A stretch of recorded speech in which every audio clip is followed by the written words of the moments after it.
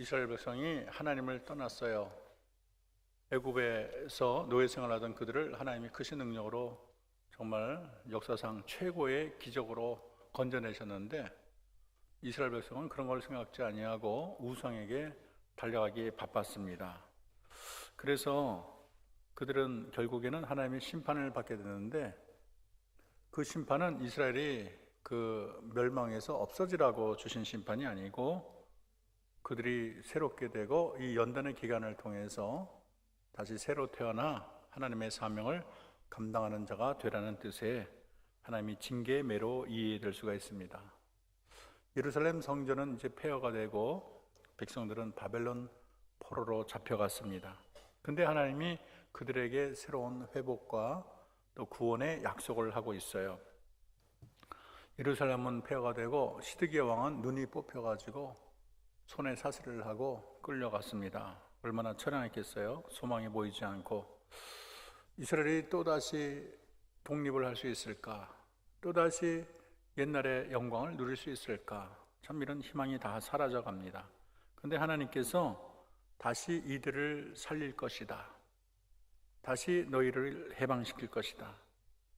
하나님은 이스라엘을 징계했지만 버린 적이 없어요. 버리거나 포기한 적이 없습니다. 그리고 다윗과 영원한 약속을 하셨는데, 이제 포로로 사는 그들에게 회복을 해서 이 다윗 왕조의 그런 영원한 그런 영광을 누리게 했다는 약속을 하셨습니다. 그리고 오늘 그들에게 다시 내게로 돌아오라 그렇게 명령하고 있어요. 그들이 난공불락과 같은 수많은 문제에 처해져 있지만 해결책은 그들에게 힘이 있는 게 아니에요. 그들의 지혜와 능력이 아니고 하나님만이 모든 문제의 해결자가 되십니다. 이 초청은 이사야서의 가장 위대한 하나님의 초청으로 이해할 수 있어요. 오늘 이사야 55장 앞에 안 읽었는데 1절 3절 보면은 오라 너희 목마른 자들아 물러 나오라 돈 없는 자도 오라 이렇게 말을 하고 있어요. 그 하나님이 초청을 하는데 모두를 초청하고 있어요. 부자도 오라 그러고 가난한 자도 오라 그러고 또 나이 많은 사람도 오라 그러고 젊은이도 오라 그러고 병든 사람도 오라 그러고, 이거는 또 이스라엘 백성뿐만 아니라 이방인도 다 주님께 오라고 지금 초청하고 있습니다. 주님이 이 세상에 만민을 부르고 있어요. 그리고 이 하나님의 초청에는 돈이 안 들어요. 너희는 와서 사 먹되 돈 없이 값 없이 와서 포도주와 젖을 사라고 말을 하고 있습니다. 하나님께 나가는 길은 돈이 무슨 조건이 아니에요. 우리는 세상에 자격증 하나만 따려고 해도 돈이 많이 들어갑니다. 미국에 유학 가려면 토플인데 우리 때는 굉장히 쌌는데 요즘 100불이 넘는다는 얘기 들었어요. 또 미국이나 캐나다에 이민 가려고 해도 돈을 많이 가져가야 됩니다. 그리고 골프 이용권이나 콘도 이용권만 해도 돈이 상당히 들어가요. 그러나 우리가 하나님께 나갈 때는 돈이 안 들어가고 천국과 티켓에 무슨 돈을 주고 천국 티켓을 사는 게 아니에요. 내가 1원 한 푼 없어도 천국 티켓을 구할 수가 있습니다. 포도주와 젖을 무상으로 주시는 하나님이세요. 이 하나님이 다윗의 영원한 언약과 이 초청을 연결을 하는데 3절에 보면 너희는 귀를 기울이고 내게 와서 들으라. 그리하면 너희 영혼이 살리라. 내가 너희를 위하여 영원한 언약을 맺으리니 다윗에게 허락한 확실한 은혜니라 말을 하고 있어요. 이 하나님의 약속은 언저리만 만지는 그런 약속이 아니고 근본적으로 너희 영혼이 살리라 말을 했어요. 하나님은 그 초청은 죽고 사는 문제예요. 육신이 사는 정도가 아니고 영혼이 사는 거예요. 억압의 사슬에 벗어나 그대 육신뿐만 아니라 몸과 영혼까지 그 전인적인 그런 삶을 얘기하고 있습니다. 그리고 그 비전의 핵심에는 다윗에게 허락한 확실한 은혜라고 말을 하고 있어요. 하나님이 다윗에게 영원한 언약을 얘기하는 너희 씨 중에 영원한 나라를 이어간다고 했는데 그 씨가 예수 그리스도를 가리키고 있습니다. 메시아를 통해서 영원한 나라, 흔들리지 않은 견고한 나라를 주시겠다. 그리고 거기에는 은총을 거두지 않겠다. 사울 왕에게는 은총을 거뒀는데 이 다윗의 후손이 이끌어가는 영원한 나라는 은총이 계속되는 나라라고 설명하고 있습니다. 결국 하나님이 패망하고 낭망과 큰 슬픔에 빠진 이스라엘 백성에게 주시는 놀라운 약속은 내 사랑 백성 이스라엘아, 너희가 아무리 강대국 바벨론 나라에 있지만은 그들 대단한 거 아니야. 그들 종이 호랑이야. 나는 단숨에 그들을 격파할 수 있어. 너희를 내가 회복시켜 줄 거야. 고레스를 통해서 너희들을 해방시키고 너희를 본국 예루살렘으로 인도하고 무너진 성을 중축할 거다. 그리고 앞으로 열리는 세계는 이 세상의 세계만이 아니고 메시아가 펼쳐가는 놀라운 영원한 축복의 왕국이 너에게 열릴 거다. 이런 약속을 하고 계십니다. 이런 약속은 70년이나 노예 생활을 한 이스라엘 백성에게 상상을 할 수 없는 놀라운 은혜의 약속이라고 말할 수가 있어요.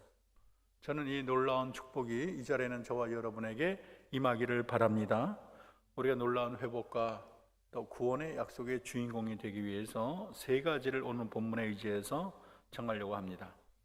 먼저 우리가 놀라운 축복의 이 주인공이 되려면 따라합시다. 은혜의 때를 놓쳐서는 안 됩니다. 6절에 보면 너희는 여호와를 만날 만할 때에 찾으라. 가까이 계실 때 부르라. 그렇게 말을 했어요.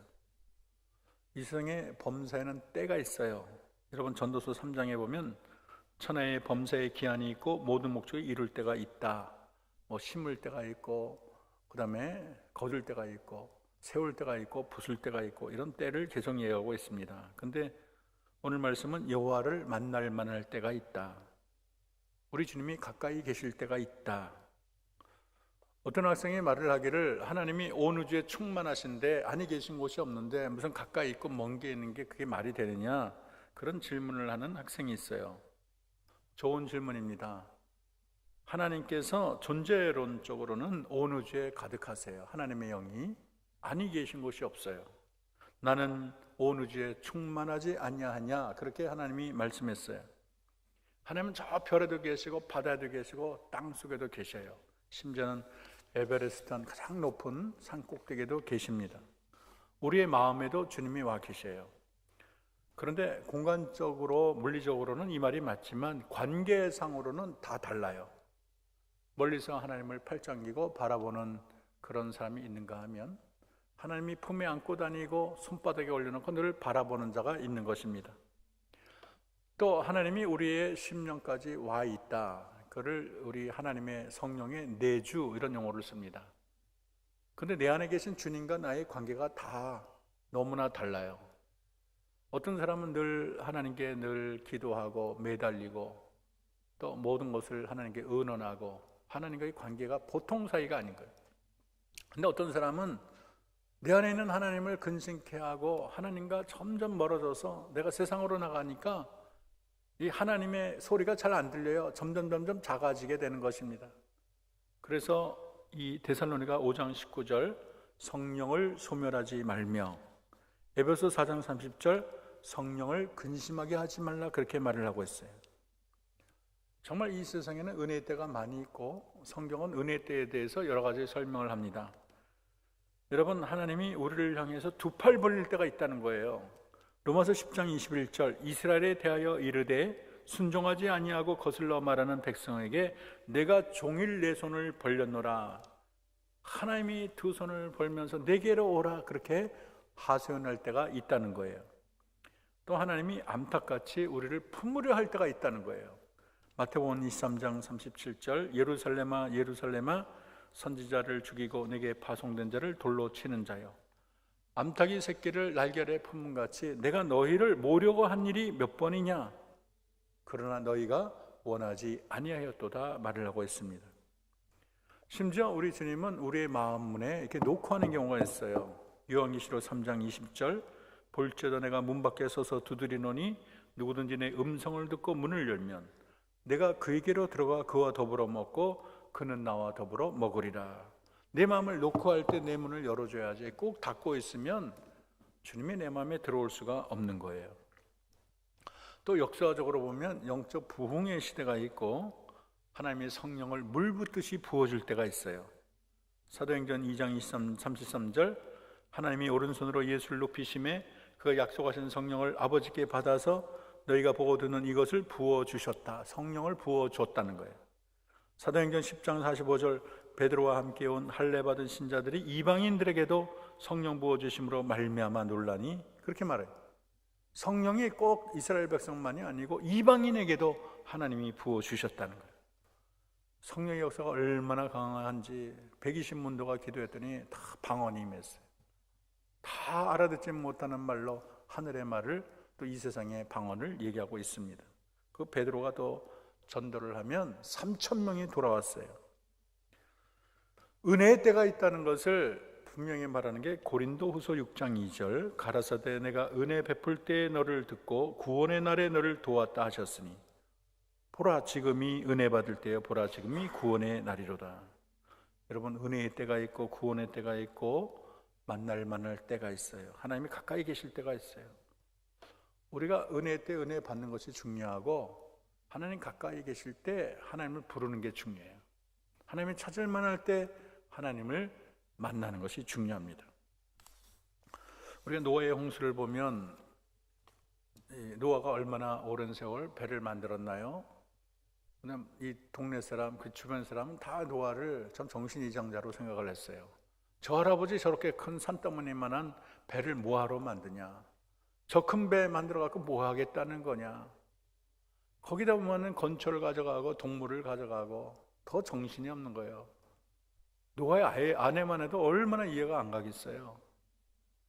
이 노아는 그들에게 하나님의 심판을 얘기하고 다가올 심판, 회개하라 이런 말을 전했을 거예요. 그러나 그들이 다 귀띔으로 들었어요. 정신 나간 저 할아버지 참 우리랑 이치에 맞는 얘기만 하고 있구나 그렇게 생각했을 거예요. 근데 하늘이 갑자기 시커매지고 비가 쏟아지고 그 비가 발목을 누르고 그 다음에 무릎을 덮고 그 다음에 허리까지 들어올 때 그들이 할아버지 문을 열어주세요 아무리 말해도 소용이 없는 거예요. 노아의 그 방주의 문은 굳게 닫히고 둥둥 떠오르는 거예요. 아무리 다가와서 소리 질러도 방주의 문은 이미 닫혔습니다. 그때는 이제 구원의 기회가 이른 거예요. 그래서 우리가 구원의 기회가 있을 때 은혜의 때에 하나님의 손을 붙잡고 은혜의 문 속으로 들어가는 것이 중요하다는 것을 잊어서는 안 됩니다. 우리가 또 바디메오를 보면 성경을 보면 저가 여리고를 나가실 때 그렇게 말을 했어요. 예수님이 인류의 영혼을 구원하러 베들레헴 예루살렘에 가는 중인데 이 기회를 놓치게 되면 아마 영원히 이 사람은 장님으로 살 거예요. 그래서 이게 골든타임이고 예수님 지나갈 때 딱 잡아야지. 지나가면 끝나는 거예요. 십자가 달리고 나서는 어떤 방법이 없어요.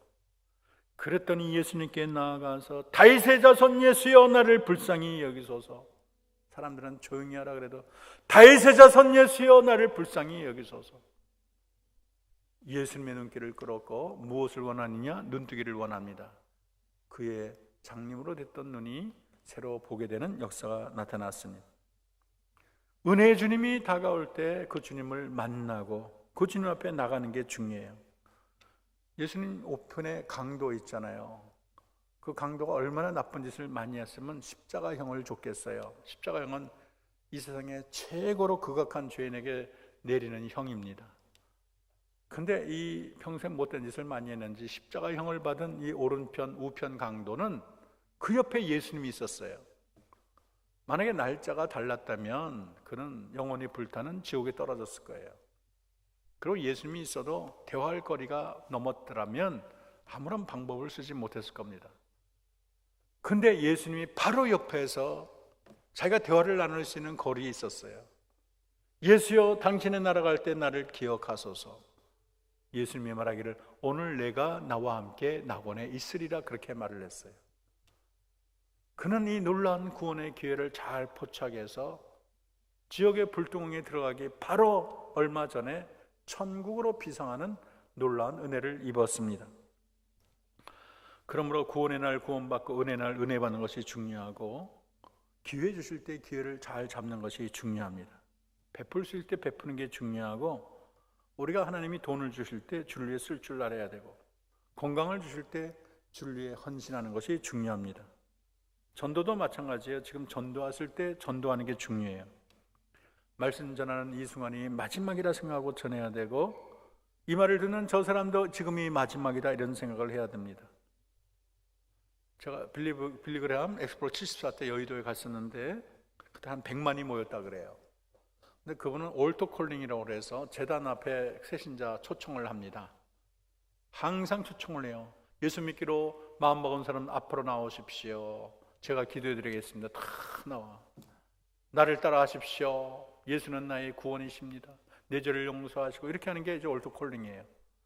그래서 어떤 사람이 물었어요. 왜 목사님은 항상 올토콜링을 하시냐? 그랬더니 목사님이 말하기를, 나는 저 영혼들을 볼 때 절벽 난간에서 거기서 움직이는 어린아이와 같다. 아차하면 이제 절벽에 떨어질 그 위기 상황이 있기 때문에 내가 저들을 복음으로 초청하지 않을 수 없다. 그렇게 말을 했다고 합니다. 또 무디도 복음 전도를 요청받을 때 미룬 일이 있었는데, 그 다음날 시카고에 대화재가 나서 수많은 영혼이 복음을 접하지 말고 세상을 떠났기 때문에 무디도 시간만 나면 미루지 않고 복음을 전했다고 합니다. 너희는 여호와를 만날 만할 때에 찾으라, 가까이 계실 때 부르라. 우리는 이 말을 평생 잊어서는 안 되겠어요. 여러분, 부지런히 하나님을 찾고 부지런히 하나님을 부르는 청년들이 되기를 소원합니다. 두 번째로, 우리가 하나님의 놀라운 초청의 주인공이 되려면 따라합시다. 돌아서야 합니다. 우리가 회복과 구원, 하나님이 계획하신 놀라운 회복과 구원의 이 주인공이 되려면 돌아서야 돼요. 회개를 해야 됩니다. 회개는 메타노이아인데, 이것은 과거의 지은 죄를 슬퍼하고 눈물 흘리는 정도가 아니고, 이 죄된 길에서 돌아서는 거예요. 멸망의 길에서 영생의 길로, 이 사탄의 길에서 하나님의 길로 돌아서는 것이, 이거를 회개, 메타노이아라고 말을 하고 있습니다. 은혜의 초청 앞에 주의 성도들이 할 일은 과감하게 돌아서는 거예요. 오늘 7절을 보면, 악인은 그의 길을, 불의한 자는 그의 생각을 버리고 여호와께 돌아오라. 그리하면 그가 긍휼히 여기시리라.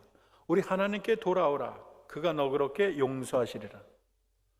우리 주님은 돌아오면 너 무슨 낯짝으로 돌아왔냐, 너 과거에 지은 죄를 생각해라, 그렇게 힐문하고 따지는 하나님이 아니에요. 돌아오면 우리 하나님은 긍휼히 여기시고 너그럽게 용서하시는 자비롭고 은혜로운 하나님이 되십니다.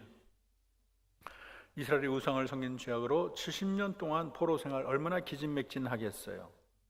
그런데도 끝까지 우상을 끝까지 움켜잡고 우상을 위하여 살겠다 그러면 은혜가 안 임했을 거예요.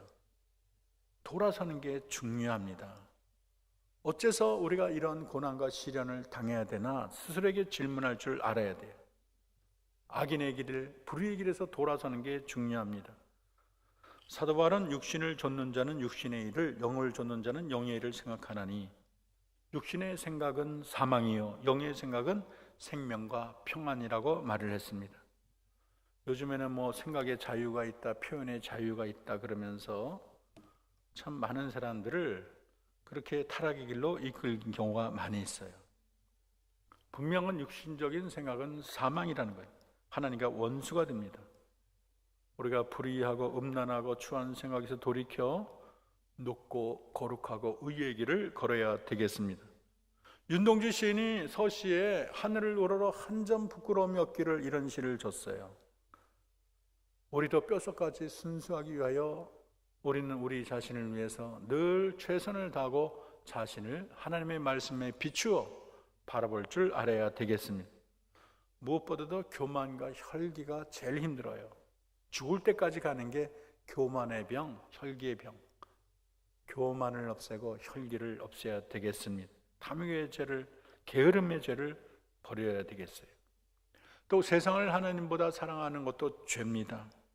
끊을 것을 끊을 줄 알고 이전에 즐기던 모든 것을 과감하게 버릴 줄 알아야 돼요. 음란의 길, 술, 담배, 게임 중독, 얼마나 많은 악이 우리 주변에 도사리고 있습니까? 여러분, 하나님 볼 때 기쁘지 않은 것, 하나님이 좋아하지 않은 것은 과감하게 잘라버려야 돼요. 이전에 즐기던 세상의 모든 것을 분토와 같이 여길 줄 아는 마음이 있어야 합니다. 그리고 자포자기도 하나님 볼 때 기뻐하는 게 아니에요. 전도를 해보면 지은 죄가 많아서 내가 어떤 낯짝으로 교회를 갑니까? 이렇게 말하는 분이 있어요. 이런 자는 아직 하나님을 잘 모르는 자예요. 하나님은 아무리 지은 죄가 많아도 하나님께 눈물로 돌아온 자를 박대하지 않습니다. 아무리 죄가 많아도 우리 하나님의 은혜가 덮지 못한 그러한 죄는 없습니다. 시편 34편 18절 여호와는 마음이 상한 자에게 가까이 하시고 중심에 통회하는 자를 구원하시도다. 우리가 마음에 상해하고 회개하고 눈물 흘리면 하나님의 모든 것을 불쌍히 여기시는 분이 우리가 섬기는 하나님이세요. 다윗이 얼마나 큰 죄를 졌습니까? 원래 다윗은 하나님의 마음에 합한 자였어요. 하나님이 너는 나에게 꼭 맞는 자 최고 했던 분이에요. 근데 그가 간음을 저지르고 또 살인까지 저질렀습니다. 너무나 큰 실수를 했어요. 그래서 나단은 당신이 바로 그 사람이요, 많은 사람들 앞에서 그렇게 질책을 할 때에 어디다가 그런 말을 하느냐, 화내지도 않고 그는 무릎을 꿇고 자기 죄를 인정했습니다. 시편 51편에 보면 요가속도록 회개하는 기도가 나오는데, 하나님, 나는 모태 속에 죄 가운데 태어났습니다. 하나님께 구하시는 제사는 상한 심령이라 하나님이여 상하고 통회하는 마음을 주께서 멸시하지 아니하시리다. 그렇게 간절하게 기도를 했더니 하나님이 그 통회를 받아주시고 또 그에게 솔로몬이라는 아들을 주지 않았습니까? 회개하면 우리는 지긋지긋한 현실, 지금 이 처한 모든 징계에서 벗어날 수가 있어요. 회복이 있고 하나님이 우리를 새롭게 받아주시고 이전의 고난이 생각나지 않을 정도로 놀라운 구원의 은혜가 임할 줄로 믿습니다. 마지막으로 우리가 하나님이 예비하신 그런 놀라운 초청의 주인공이 되려면 따라합시다. 하나님의 약속을 믿고 또 믿어야 합니다. 8절 9절을 보면 이는 내 생각이 너희의 생각과 다르며 내 길은 너희 길과 다름이니라. 여호와의 말씀이니라. 이는 하늘이 땅보다 높음같이 내 길은 너희 길보다 높으며 내 생각은 너희의 생각보다 높음이라. 우리가 천상 갈 때까지 세상이 두 쪽 나도 하나님을 의심해서는 안 돼요. 의심하는 자에게 주의 역사가 나타나지 않습니다. 하나님의 생각과 우리의 생각은 다른 법이에요. 하나님의 길과 우리의 길이 다릅니다. 우리는 하나님의 이 놀라운 회복과 구원의 역사를 우습게 여기면 안 되겠어요. 이스라엘이 정말 육신의 눈으로 볼 때는 해방의 가능성이 없어. 바벨론은 너무 철옹성같이 강대한 나라고, 자기들은 이미 다 뿔뿔이 다 쇠잔한, 이제는 명함을 내밀 수 없는 그런 민족이 되고 말았어요. 그런데 저 바벨론을 멸망한다고, 우리를 해방한다고, 이게 안 믿어지는 거예요. 그러나 우리가 섬기는 하나님은 마른 반석에 샘물 나게 하시고 길 없는 광야에 길을 내시는 여호와. 이사야는 계속해서 하나님의 창조주 하나님을 강조합니다. 저 하늘의 별들을 만드신 하나님. 열국은 공중에 떠있는 먼지와 같고 한 방울 그런 물방울에 지나지 않는다. 그걸 계속 강조를 해요. 그런 하나님이 이스라엘 백성에게 자유를 주거나 저 바벨론을 내쫓거나 구원하는 것은 식은 죽 먹기라는 거예요. 우리가 잘못 나갈 때 하나님은 징계하지만 회개할 때 우리를 깨끗이 회복시키시는 분이 하나님이세요. 그래서 우리가 현재 당하는 고난만 보고 하나님을 무서워하지 말고 우리가 자비와 은혜와 용서를 우리는 구해야 됩니다. 호세아 6장 1절 오라 우리가 여호와께로 돌아가자. 여호와께서 우리를 찢으셨으나 도로 낫게 하실 것이요 우리를 치셨으나 싸매어 주실 것이라. 하나님의 자비와 은총을 한없이 노래하고 있습니다. 하나님의 인자하심과 이 자비하심이 모든 긍휼함의 뿌리가 되는 거예요. 시편 103편 11절 하늘이 땅에서 높음같이 그를 경외하는 자에게 그의 인자하심이 크시도다. 시편 57편 10절 대저 주의 인자는 커서 하늘에 미치고 주의 진리는 궁창에 이르나이다. 하나님이 우리를 징계하시면 본심은 우리를 위해서 너무너무 사랑해요. 인자하심이 무한해요. 인간의 모든 악을 덮고도 남을 만큼 하나님의 용서의 크기는 대단한 것입니다. 계속해서 이사야는 하나님의 약속이 반드시 이루어질 것을 강조합니다. 10절 11절을 보면 이는 비와 눈이 하늘로부터 내려서 그리로 되돌아가지 아니하고 땅을 적셔 소출이 나게 하고 싹이 나게 하고 파종하는 자에게 종자를 주며 먹는 자에게 양식을 줌과 같이 내 입에 나가는 말도 이와 같이 헛되지 내게로 되돌아오지 아니하고 나의 기뻐하는 뜻을 이루며 내가 보낸 일에 형통함이라. 하나님께서 하늘에 비가 내리면 비가 그냥 올라가는 게 아니에요. 반드시 땅에 떨어져서 땅을 적시고 씨앗이 트고 거기에 꽃이 피고 열매를 맺게 되는 그런 결실을 가져옵니다. 마찬가지로 하나님의 말씀은 반드시 이루어져요. 하나님은 헛된 맹세를 하는 분이 아니에요. 하나님의 회복과 구원의 계획은 반드시 이루어집니다. 그래서 70년 동안 이스라엘 백성을 노예 삼았던 바벨론은 그때 가장 조그만 나라 속국 중에 속국인 메데 바사 이 연합군에 의해서 결국은 그 거대한 항공모함 같은 이 바벨론은 침몰하고 맙니다. 그때 마지막 왕이 벨사살 왕인데 벨사살 왕이 바벨론 궁 속에 숨습니다. 그런데 이 바벨론 성은 아주 막강한 성이고 그 안에 운하가 흐르기 때문에 아무도 접근이 가능하지 않아요. 그리고 그 성 안에는 20년이나 먹고 살 생활용품이 가득합니다. 그러므로 벨사살 왕은 난공불락의 성만을 믿고 잔치를 벌여서 귀인 1000명과 함께 예루살렘에 가져온 그 거룩한 그릇으로 술을 퍼마셨어요. 이때 이 메대와 바사 이 군대가 바벨론 성 가운데 흐르는 그 물줄기를 다른 데 돌리고 강물이 낮아질 때 걸어서 결국에는 이 바벨론 성을 점령합니다. 그 안에 있던 벨사살 왕과 귀인들은 한 번도 방황하지 못하고 아무런 방비도 없이 그렇게 모두 다 세상을 떠나고 맙니다. 상상을 할 수 없는 기적이 일어났어요. 그뿐 아니라 고레스는 자기 민족을 본국으로 돌아가게 했어요. 예루살렘으로 돌아가라. 그리고 가져왔던 모든 기명은 돌려줘라. 그들이 자기 성을 지도록 필요한 물자도 제공하라.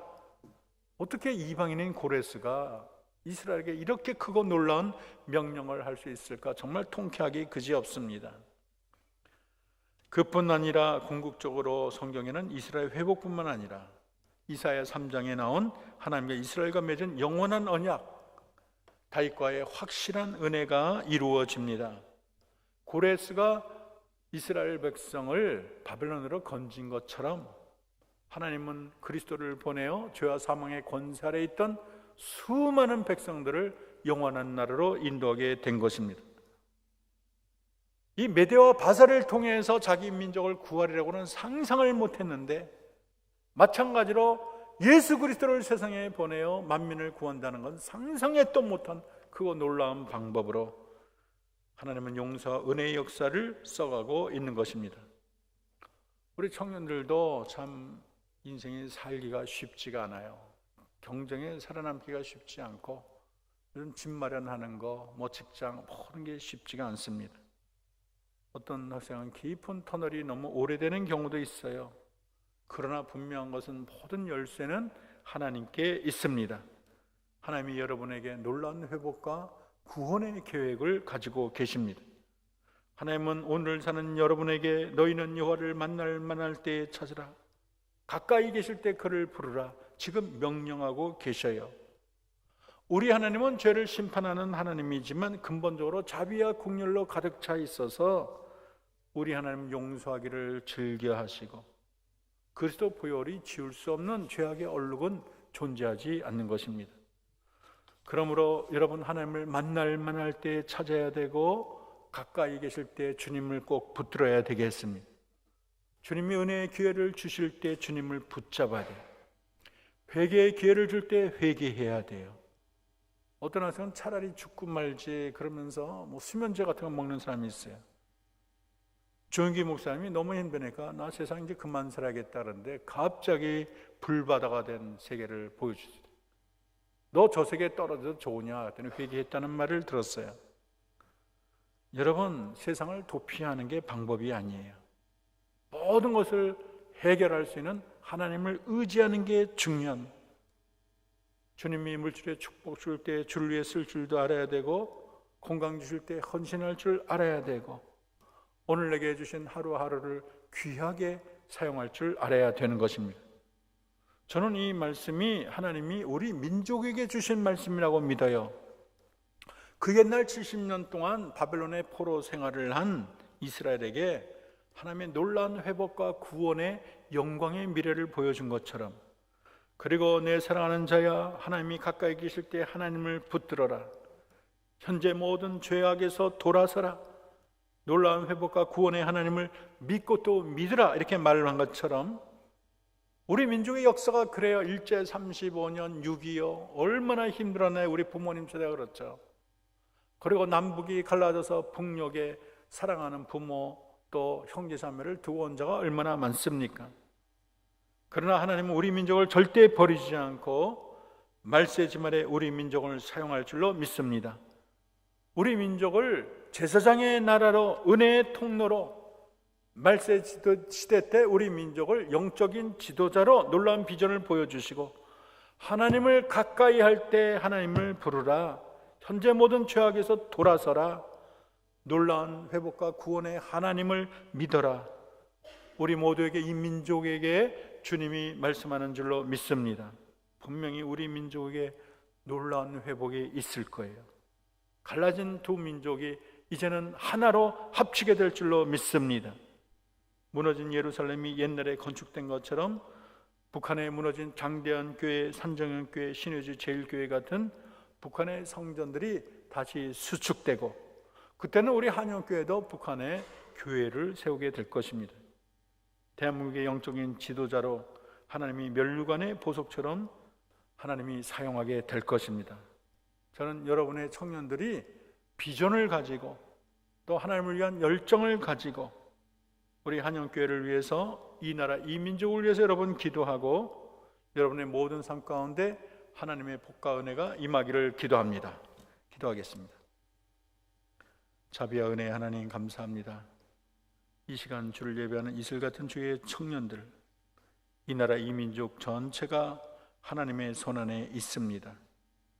비록 그동안 겪은 고통과 아픔이 클지라도, 오늘의 내가 주 앞에 아무것도 내세울 것이 없을지라도 우리 모두 하나님 가까이 계실 때 하나님 부르게 하시고, 현재 모든 죄악에서 돌아서게 하시고, 놀라운 회복과 구원의 하나님을 믿고 믿게 하옵소서.